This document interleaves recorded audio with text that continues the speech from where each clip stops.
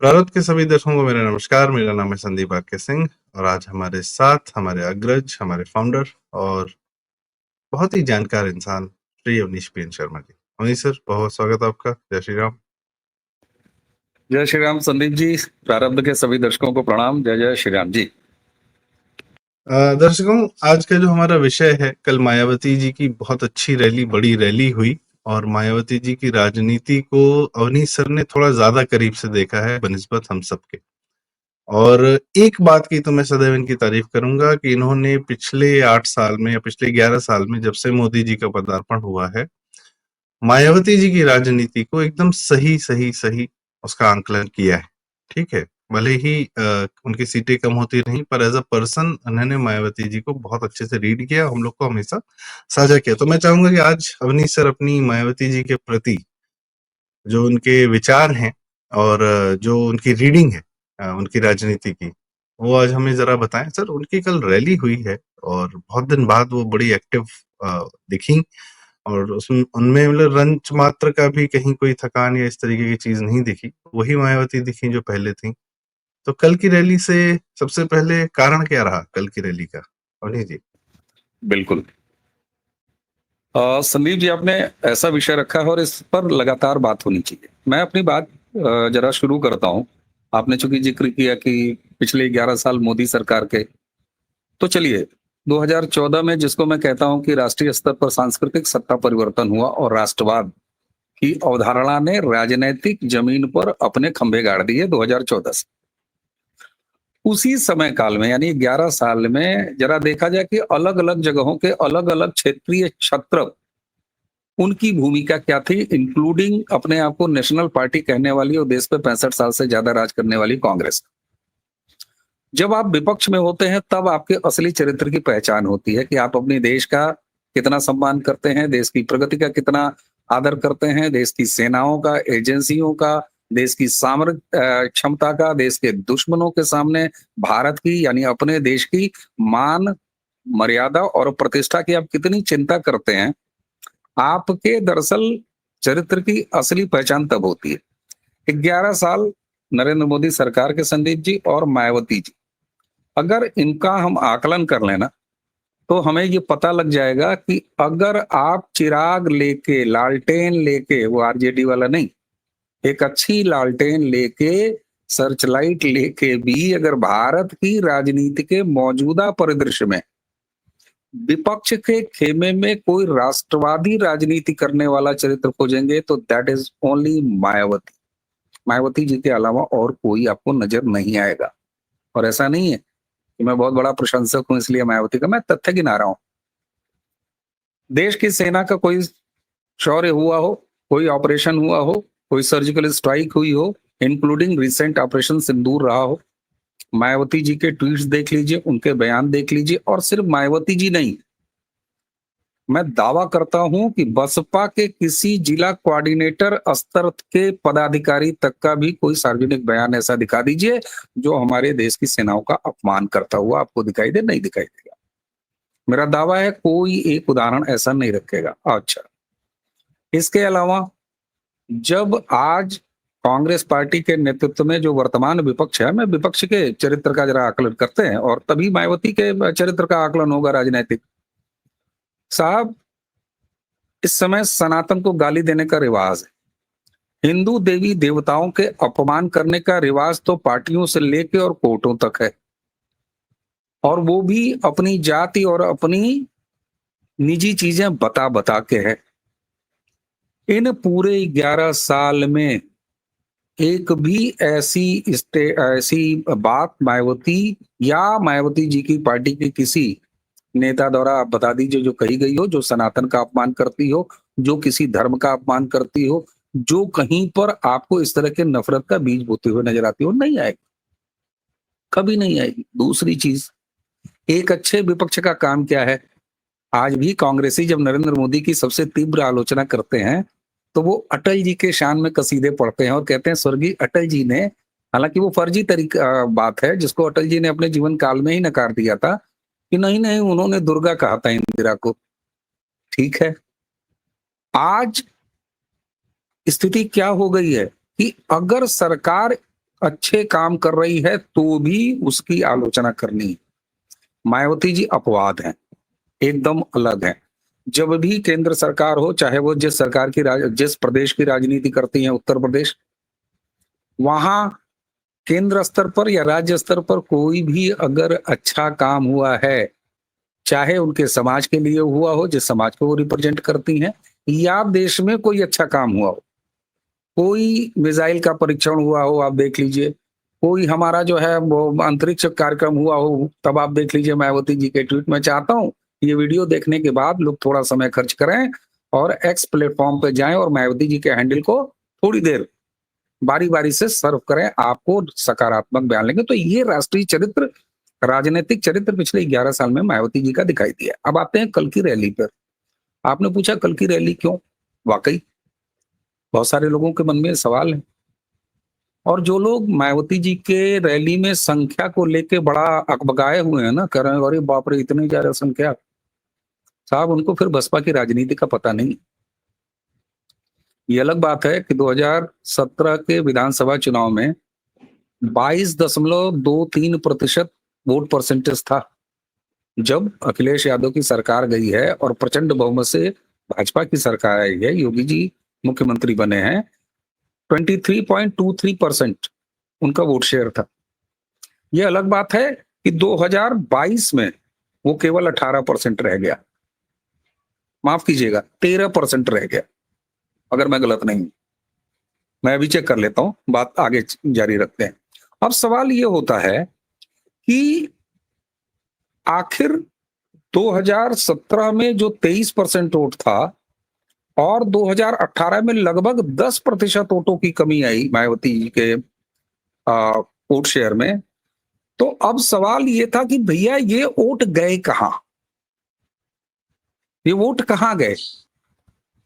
2014 से आप देख लीजिए, 2019 का चुनाव आप देख लीजिए। मैं एक बात हमेशा कहता हूं और ये बात सही भी है कि अगर 2014 में भाजपा को अकेले बहुमत मिलता है, 2019 में और बड़ा मैंडेट मिलता है, तो ये तभी संभव होता है जब समाज के हर पॉकेट से वोट मिले हों। तो बीजेपी के साथ ये हुआ था। अब हर पॉकेट क्या होता है, हर पॉकेट में बहन जी का वो वोट शेयर भी है जो लोकसभा में शिफ्ट हुआ 14 में। 17 में वही वोट शेयर 23% उनके पास बचा रहा, लेकिन बाकी वोट शिफ्ट होके फिर एक बार भारतीय जनता पार्टी के पास चला आया। लेकिन 2024 के लोकसभा चुनाव में कुछ ऐसा हुआ जिसमें मायावती जी ने ये जरूरी समझा कि अब उनको अपने वोट सहेजने हैं। मैं कह रहा हूं सहेजने हैं।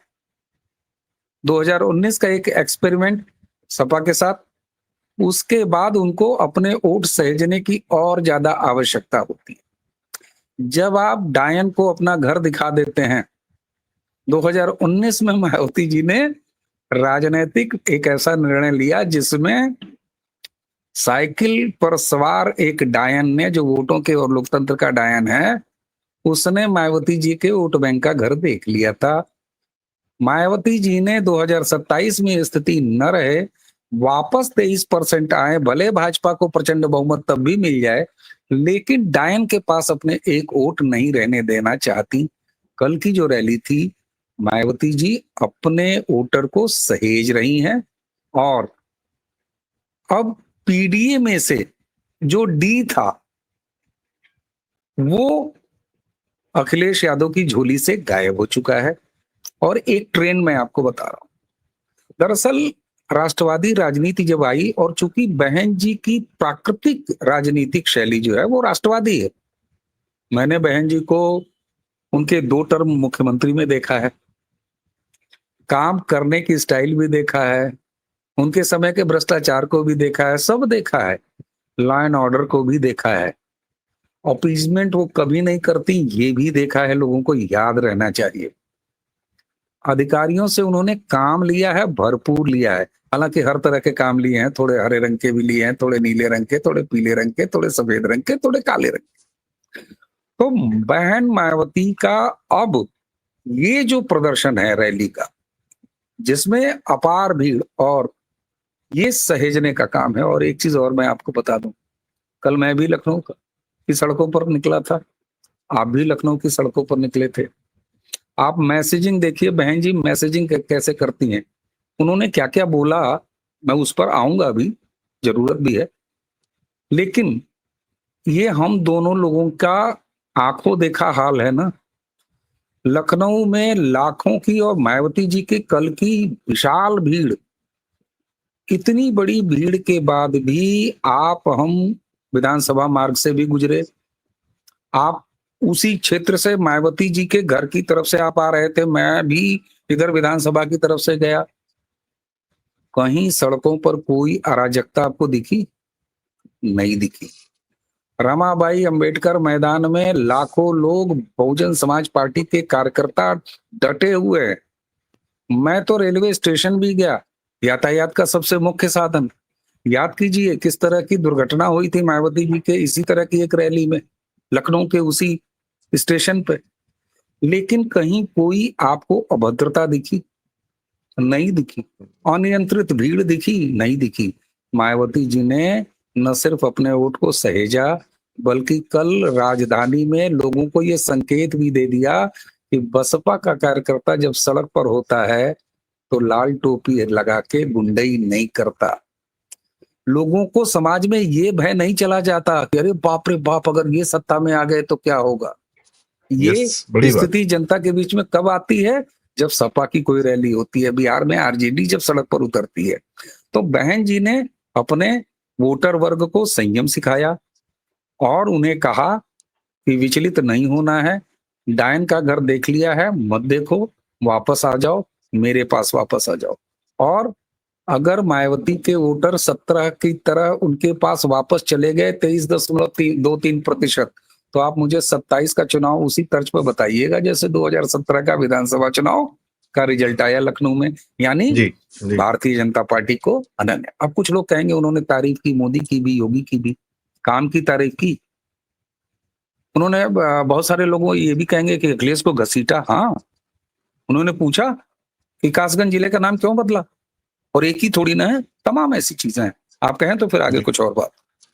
सर, आपकी बात बिल्कुल सही है कि मायावती जी का वोटर जो है वापस सहेजने की प्रक्रिया में मायावती जी लग रही हैं। और मुख्य बात ये है कि वोटर भी बिना सत्ता के कब तक साथ देगा नेता का। नेता स्वयं अपना जीवन अच्छे से निकाल सकता है, पर हर एक वोटर को उसको सत्ता का अधिकार होता है, उसकी चाह होती है। और 2024 में यह जो दलित वर्ग जिसको हम कहते हैं, इसकी हमने जमीन पर खूनी लड़ाइयां देखी हैं।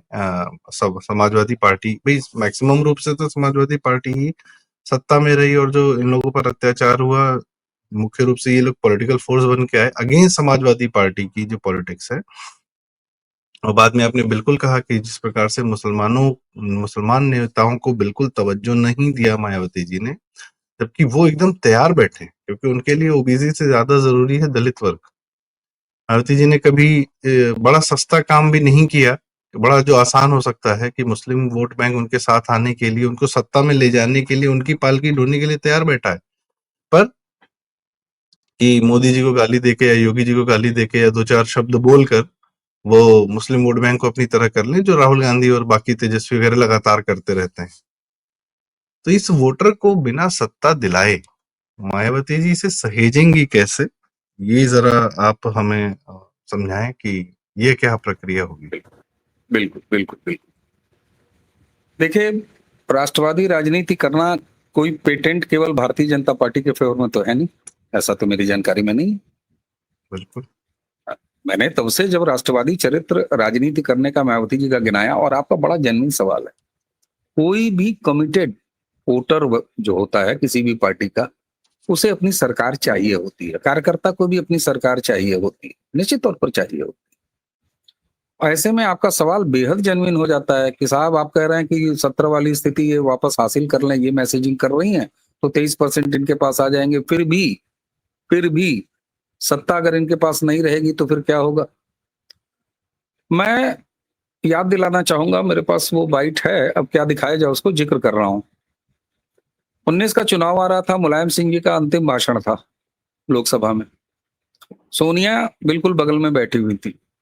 मुलायम सिंह यादव ने कहा कि प्रधानमंत्री जी, जब भी हमने कोई काम आपसे कहा, आपने उसको किया है। जब भी हमने कोई बात आपसे कही है, वो बात आपने सुनी है। आप सबको साथ लेके चलने का पूरा प्रयास आप करा है, और वहीं से वो फेमस कोट मुलायम सिंह का घूमता है कि हम चाहते हैं कि दोबारा सारे लोग चुन के वापस आए। ये वो सारे हाउस के लिए कह रहे थे, क्योंकि अंतिम भाषण था, और स्पेशली मोदी जी के लिए उन्होंने कहा कि आप भी दोबारा आइए और प्रधानमंत्री बनिए।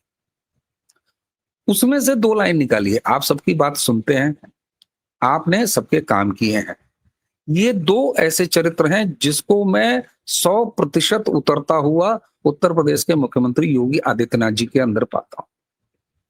यहां तक कि उस समाजवादी पार्टी जिसको कल ही उन्होंने, जिस समय ये रैली हो रही थी, कल ही योगी जी भी फायर थे, अलग जगह पे फायर थे, और उन्होंने कहा, फिर एक बार दोहराया उन्होंने कि जिस गाड़ी पर सपा का झंडा उसके अंदर बैठा गुंडा।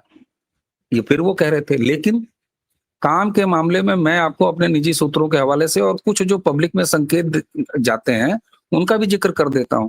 अखिलेश यादव और उनके रिश्ते देखिए। आज अपर्णा यादव भारतीय जनता पार्टी में है, लेकिन जब अपर्णा यादव उसी परिवार की बहू भाजपा में नहीं थी, तब भी उनके गौशाला का काम हो चाहे बाकी काम देखिए, योगी जी ने कभी ऐसा कुछ भी नहीं किया। तो ऐसे में सरकार में रहना ही आवश्यक नहीं है। जब आपका वोटर वर्ग ये जान लेता है कि हमारे पास एक ऐसा प्रशासक है, एक ऐसा मुख्यमंत्री है, जो रमाबाई अंबेडकर मैदान या अंबेडकर पार्क के जो शुल्क हैं, उन शुल्कों को जो रेवेन्यू जनरेट होता है, उसका उपयोग वहीं रख-रखाव और अच्छाई के लिए करते हैं। अखिलेश यादव की सरकार के लिए की तरह योगी आदित्यनाथ जी उसको डाइवर्ट नहीं कर देते, जिसका कि जिक्र किया उन्होंने और धन्यवाद ज्ञापन किया योगी आदित्यनाथ जी के लिए। नरेंद्र मोदी जी के लिए भी किस लिए किया? काम के लिए किया। आलोचना भी उन्होंने कही कि हमारे ऊपर भाई इनकम टैक्स से लेके दुनिया भर को दौड़ा दिया। लेकिन अब इसके सामने हकीकत क्या है? इसके सामने हकीकत ये है कि अखिलेश यादव ने मायावती जी के रखे हुए 9 जिलों के नामों को बदल दिया। मायावती ने शामली का जिला प्रबुद्ध नगर किया, अखिलेश ने बदल दिया। संभल को भीमनगर किया था, बदल दिया। हापुड़ को पंचशील नगर किया, बदल दिया। हाथरस को महामाया नगर, वो बदला। अमरोहा को ज्योतिबा फूले नगर, वो बदला। कासगंज को काशीराम नगर, वो बदला। अमेठी को छत्रपति शाहू जी महाराज नगर, वो बदला अखिलेश ने। कानपुर देहात को रमाबाई नगर किया, वो बदला। भदोही को संत रविदास नगर किया, वो बदला, और शान से क्रेडिट भी लिए अखिलेश यादव। तो सवाल ये होता है कि जिस पीडीए के झुनझुने को अखिलेश बजा रहे थे, उसको उन्होंने कहा कि ये तुम्हारे जमीन पर असली दुश्मन हैं। तुम्हारे जो आइडियल्स हैं, उनका अगर सबसे ज्यादा सम्मान किया है, तो समावेशी राजनीति करने वाली भारतीय जनता पार्टी ने किया है। ऐसा कह के वो ये नहीं कह रही हैं कि तुम इन्हें वोट दे दो। सुन लीजिएगा, मैं अभी भी यही कह रहा हूं कि मायावती जी 2017 की तरह 23.23% वोट शेयर को वापस अपनी तरफ सहेज रही हैं, और ये बता रही हैं कि ये एक ऐसी सरकार है जो तुम्हारे आदर्शों, तुम्हारे मूल्यों का और तुम्हारे कामों का, अच्छा, जनता जो उनका वोटर वर्ग है, वो भी तो जनता ही है ना, वो कोई अलग से तो नहीं आई है। जमीन पर वो देख रही है ना, वो प्रधानमंत्री आवास योजना देख रही है, वो मनरेगा की योजना का पारदर्शिता देख रही है, वो हर घर शौचालय देख रही है, राशन वो देख रही है। मेडिकल की सेवाएं देख रही है, सब देख रही है। और एक बड़ी महत्वपूर्ण बात जो मायावती ने और एक बड़ी डायन से सहेजा है अपने वोटर वर्ग को, कांग्रेस।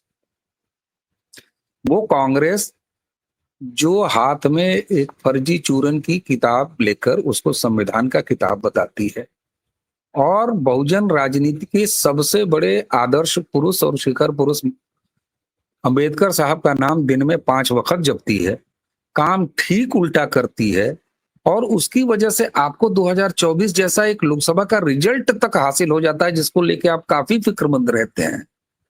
उसको भी संकेत दिया है उन्होंने कि संविधान की रक्षा करना 2014 से एक सरकार कर रही है केंद्र में। काम की बात जहां तक है, वहां डबल इंजन की सरकार उत्तर प्रदेश में कर रही है। तो इसलिए तुम्हें अब भटकना नहीं है। वो किसी की राजनीति बिगाड़ी नहीं। कल की रैली में उन्होंने अपनी राजनीति और अपने वोटर वर्ग को सजग किया है, अपने पास सहेजा है, और अंततः मैं ये नहीं कह रहा हूं कि ये भारतीय जनता पार्टी के फेवर में है। मैं ये कह रहा हूं कि ये भारत के फेवर में है, राष्ट्रवादिता के फेवर में है, भारतीय समाज के फेवर में, और सबसे बड़ी बात, एक रहोगे तो सेफ रहोगे, बटोगे तो कटोगे। एक अंतिम बात कह रहा हूं, अभी कुछ दिन पहले सहारनपुर में एक घटना हुई थी, राजपूत वर्सेस दलित करने का प्रयास किया गया था। मायावती जी का उस समय का रिकॉर्डेड स्टेटमेंट, बड़ा कम स्टेटमेंट जारी करती हैं, उनका रिकॉर्डेड स्टेटमेंट, वीडियो स्टेटमेंट आया कि हमें एक साथ रहना है। ये जो राजपूत वर्सेस दलित करके हमें बांटा जा रहा है, ये सोच लो किन लोग करा रहे हैं, इसलिए तुम्हें ये काम करना नहीं है। क्या आपको ऐसा नहीं लगता कि बटोगे कटोगे उसको आगे बढ़ा रही हैं मायावती जी? और तभी मैं कहता हूं, बिल्कुल। जो भी भारत में इस तरह की बात को आगे बढ़ाएगा, वो केवल पेटेंट भाजपा का नहीं है, ये राष्ट्रवाद का पेटेंट है, भारत के समाज का पेटेंट है कि भारत के समाज बटे नहीं। और भारत का समाज जब है तो नेचुरली वो भारत का सनातनी समाज है। और बहन जी जी। कभी भी मत मजहब की बात नहीं करती। तो मायावती जी ने अपने वोटर को संभाला है, उनके वोटर को संभालने के बाद किसका काम बिगड़ता है, ये वो का काम जाने। जी। सबसे महत्वपूर्ण बात ये सर आपने जो कहा कि क्यों वो इस प्रकार के सामंजस्य समन्वय की बात करती हैं, क्योंकि राजनीतिक रूप से और अपने व्यक्तिगत जीवन में उन्होंने इस गुंडई को पर्सनली झेला है। ये जो सामने वाला जो चरित्र है और उनके वोटर वर्ग ने जो झेला है जमीन पर, उनकी जमीनें कब्जा करना और उनको हत्याएं कर देना और पुलिस में उनकी सुनवाई न होना, यही सब तो मुद्दे थे जिसको लेकर उन्होंने अपनी राजनीति शुरू की है, कांसी राम ने की। या उस राजनीति को उत्तर प्रदेश की जनता ने स्वीकारा और उत्तर प्रदेश की जनता का साधुवाद सर, सबको मुख्यमंत्री बनाया उन्होंने, सबको मौका दिया, जितने भी लोग, जितने भी वर्ग के जितने भी लोग रहे हैं, किसी क्षत्रिय, राज, ब्राह्मण, वैश्य, सबको। खैर उस पर आते हैं कि एक आखिरी बात कि तो वो ये जानती हैं व्यक्तिगत रूप से कि दलितों का कार्य कौन कर रहा है, और अब वो देख रही है कि एक माहौल आ गया है जहां पर ये पुरानी व्यवस्थाएं, अव्यवस्थाएं, दुर्व्यवस्थाएं वो सब खत्म हो चुकी हैं। जहां कोई किसी की जमीन हड़प ले या कोई किसी को मार दे जान से, या बदायूं कांड हुआ था, दो दलित बच्चियों का जो रेप हुआ था, तो अखिलेश यादव सरकार का क्या रवैया था, वह सब नहीं होता है। न्याय पूरा है बेटियों के लिए, पर्टिकुलरली बेटी बहनों के लिए। भाई अल्टीमेटली तो सड़क पे आदमी उतरता है बेटी बहन की इज्जत के लिए। जो 2013 में मुजफ्फरनगर दंगे में भी जाट उतरे, अपनी बेटी बहन की इज्जत के लिए उतरे, जो मुसलमानों ने किया। जब वो देख रहे हैं कि आतताइयों का बिना कहे निर्मूल सफाई चल रही है, तो फिर जब वही सफेदी कम दामों में मिले, तो कोई ये क्यों ले, और मतलब सफाई गुंडा क्यों ले, सिर्फ सत्ता के लिए कि चंद लोग सत्ता में आ जाए। जनता का कार्य हो रहा है। शायद ये आपने बड़ी सही बात की कि वह देख रही है कि उनकी जनता का, जिस जनता को का नेतृत्व करती हैं, उसके सारे कार्य हो रहे हैं, उस पर कोई अत्याचार नहीं हो रहा। तो यही बेहतर है। शायद इस प्रकार का मैसेज दिया है। क्लोजिंग कमेंट चाहूंगा सर आपका। बिल्कुल। और इससे एक चीज और बताऊं, मायावती का कद और ऊंचा हुआ है। कल की रैली में उन्होंने कहीं इस तरह की चीज नहीं की कि जैसे वो सत्ता की भूखी हो। हाँ, उन्होंने ये संकेत दिया कि बेहद मजबूती से हम चुनाव लड़ेंगे, ये संकेत दिया उन्होंने। हर सीट पर वो चुनाव लड़ेंगी। उनके टिकट वितरण का तरीका जो है वो केमिस्ट्री, गजब की केमिस्ट्री होती है। ऐसा नहीं है कि उनकी लिस्ट से मुसलमानों का नाम गायब रहेगा। और मजे की बात यह भी है कि उनसे टिकट मांगने वाले में भी मुसलमान कम नहीं रहते। वो लेते हैं, टिकट मांगते हैं। सवाल यह है कि वो सत्ता के प्रति उनकी भूख, आप सोचिए एक विधायक की पार्टी है इस समय, लेकिन सत्ता के प्रति भूख नहीं दिखाई दी। ये उनके राजनीतिक कद को और कैसे बढ़ाता है मैं बताऊं, जब वो जान रही हैं कि काम समाज का हो रहा है। एक देश में बैठे हुए प्रधानमंत्री समाज के अंतिम व्यक्ति, उसके भी काम कर रहे हैं, सारे काम हो रहे हैं, उसके पांव धुल रहे हैं, छू रहे हैं। उनके आदर्श जो महात्माज हैं, उनके जो आइडियल्स हैं, उनको सम्मान मिल रहा है, वो सारे काम हो रहे हैं। तो ऐसे में वो उस गति को तोड़ना नहीं चाहती, और इसीलिए उन्होंने केंद्र सरकार की भी सराहना की और योगी आदित्यनाथ जी के सरकार को भी उन्होंने धन्यवाद ज्ञापन दिया। हमसे अच्छा डंडा चलाते हैं, हम जो चलाते थे तो ठीक था, हमसे बढ़िया वाला चलाते हैं ये। कहते नहीं है वो भजन, मुझे याद आ रहा है, प्रभु राम की कृपा से सब काम हो मेरा रहा काम है, हम्म, और एक वो है, करते हो तुम कन्हैया मेरा नाम हो रहा है। तो मायावती जी का कद इस रूप में और मैच्योर हो गया कि अपने राजनीतिक जीवन के इस पीरियड में वो समाज की नेता बन रही हैं, जिस समाज के नेता की इस समय आवश्यकता है, जहां पर कन्वर्जन माफिया लगे हुए हैं, जहां पर उनका शोषण और भटकाव करने वाले लोग लगे हुए हैं, जहां कांग्रेस जैसे लोग लगे हुए हैं जो दिन में 75 बार अंबेडकर जी के नाम पर झूठ छल और फरेब करते हैं, जहां राहुल गांधी हर जगह दलित दलित खोज रहे हैं, जहां पर तेजस्वी यादव कहता है कि हम 4 करोड़ परिवारों में से हर एक परिवार के एक आदमी को सरकारी नौकरी दे देंगे, जो कि कतई संभव नहीं है। ऐसे में मायावती जानती हैं कि इस समय राष्ट्र का संस्कृति जो है वो बच रही है, वो आगे बढ़ रही है, और इसीलिए ये सकारात्मक संदेश उन्होंने कल दिया है। मैं फिर कहूंगा, उन्होंने अपने वोटर को सहेजा है, किसी का वोट तोड़ा नहीं है। अब किसी के पीडीए में से डी गायब हो तो ये उसकी समस्या है, न कि मायावती जी की समस्या है। और राष्ट्रवादी राजनीतिक खेमे को कभी आवश्यकता नहीं है इससे परेशान होने की। क्यों?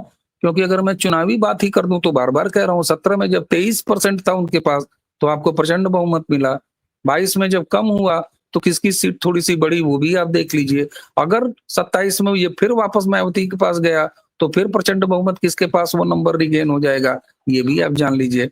और अंत में मैं अपने स्तर से हाथ जोड़ के अपने दर्शकों से एक बात कहता हूँ, मैं बहुत द्रवित और बहुत दुखी हो जाता हूँ, मुझे रोना आ जाता है जब आप एक तरफ कहते हैं बृहद हिंदुत्व की बात, तो अनजाने में ही सही ये ईमटा भीमटे जैसे शब्द, इस तरह के सस्ते शब्द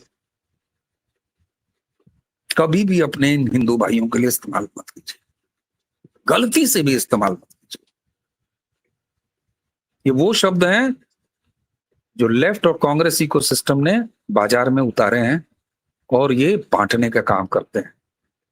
दोनों हाथ बढ़ाइए, आगे बढ़िए, आगे बढ़ के इन्हें समेटिए, अपने साथ मिलाइए, तब एक रहेंगे, सेफ रहेंगे, तब न बटेंगे न कटेंगे। मायावती जी इसमें अपने उस समाज की नेता होने के नाते भरपूर योगदान कर रही हैं। इसलिए इस तरह के सस्ते शब्दों से कम मैं चाहता हूं कि मेरे प्रारब्ध के दर्शक, प्रारब्ध परिवार के जितने लोग हों, कभी ऐसे शब्दों को ओन मत कीजिए, इस्तेमाल मत कीजिए। जी जी, भावावेश में आकर भी कि कोई कुछ भी कह रहा है, अपने शब्द आप संभालिए, सबसे बड़ी आवश्यकता है। और सबसे जरूरी बात यह याद रखिए कि जमीन पर हमारे आराध्यों को पूजता है, सड़क पर यदि कोई धर्म को लेकर जाता है तो यही वर्ग है। हम और आप में से कितने लोग जाते हैं, हमको आपको सच्चाई पता है। तो हम सब एक हैं, और इसकी जो नेतृत्व कह रहा है, कम से बिल्कुल। कम वो तो अरे सुनिए, वो संदीप तो भाई, मैं सीखिए। ये कहता हूं कि जी हाँ, अगर दीपावली के मोदी जी पूजन कह के रहे हैं समय ना, एक है लक्ष्मी तो जी, सेफ है। मैं जी मैं एक चीज कह रहा हूं संदीप भाई, अगर दीपावली के पूजन पे इस तरह की तस्वीर अगर वायरल हो जाए कि साहब लक्ष्मी और गणेश की रखे हुए हैं, बगल में भगवान बुद्ध रखे हैं और अंबेडकर साहब रखे हैं, प्रणाम कीजिए। दिवाली मन तो रही है, टोपी तो नहीं पहन ली गई, क्रॉस तो नहीं लटका लिया गया। ये है बृहद एकीकरण, इसलिए इसका सम्मान होना चाहिए। भाई, मर्यादा पुरुषोत्तम श्री राम भी जब जंगल के लिए निकले तो एक इंसान थे।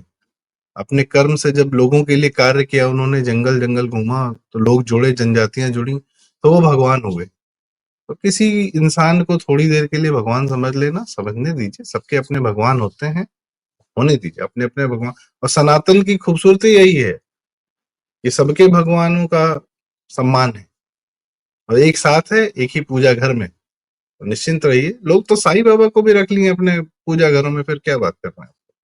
खैर, वो एक अलग कहानी है। मैं और नहीं सर उस पर अलग से फिर कभी चर्चा करेंगे कि करंटली जो चल रहा है उस पर। इसीलिए आज हमने वो सब टॉपिक्स अवॉइड किए। फिर एक पर्टिकुलरली टॉपिक ये भी अवॉइड किया कि भाजपा और बसपा का क्या होगा, क्या नहीं होगा। ये सब बातें बहुत गौण हो जाती हैं। मुख्य बात क्या है, मायावती का स्टैंड क्या है, जनता के प्रति उनका समर्पण क्या है, इन सब बातों पर चर्चा करना आवश्यक था। तो अवनी सर, बहुत बहुत धन्यवाद। आपने बहुत क्लियरली और अंत में जो आपने जो ये क्या कहते हैं विनय निवेदन किया है, यही आज के हमारे प्रारब्ध का हासिल है। और कृपया वीडियो लाइक करें दर्शकों, शेयर करें। आपके माध्यम से सही बातों का जानना बहुत आवश्यक है और चैनल जरूर सब्सक्राइब करें। प्रारब्ध, अक्सर लोग शिकायत करते थे कि आप दोनों लोग दिखते नहीं हैं एक साथ, तो शायद वो अब शिकायत भी दूर हुई। बहुत बहुत धन्यवाद, नमस्कार, प्रणाम, जय श्री राम। जय जय श्री